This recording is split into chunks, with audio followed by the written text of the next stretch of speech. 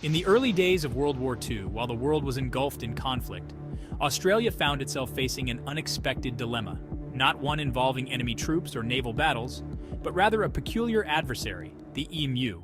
Yes, emus, the large flightless birds native to Australia, became the unlikely protagonists in a bizarre chapter of history that has largely been forgotten. It all began in 1932, long before the war escalated. After World War I, many Australian soldiers were granted land in Western Australia to farm as a part of a soldier settlement scheme. However, the land proved to be inhospitable and challenging. The soldiers faced droughts, poor soil, and a lack of resources. To make matters worse, a massive flock of emus descended upon the region, wreaking havoc on the crops that the struggling farmers had managed to cultivate.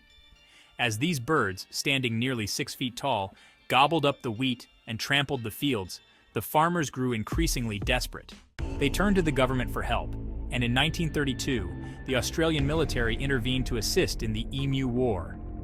The soldiers were equipped with machine guns and sent to the Campion district, where the emus were wreaking havoc.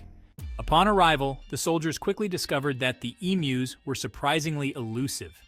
The first attempt to cull the birds was met with chaos. The emus scattered in all directions, making it nearly impossible for the soldiers to target them effectively.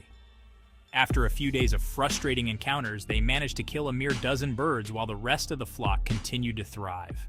The soldiers regrouped and devised a new strategy, hoping to outsmart the emus. They set up a barricade to funnel the birds into a confined area, but once again, the emus proved their intelligence. They simply split into smaller groups and escaped through the gaps in the fence, leaving the soldiers bewildered and defeated. As the days turned into weeks, the campaign dragged on, and the situation became increasingly comical. The press began to cover the war extensively, dubbing it the Great Emu War. Articles flooded the newspapers, depicting the soldiers as bumbling hunters unable to outmatch the crafty birds. The emus became a symbol of resilience, and the soldiers' efforts were met with growing ridicule. Eventually, the military conceded defeat. In December of 1932, the Emu War was officially declared over.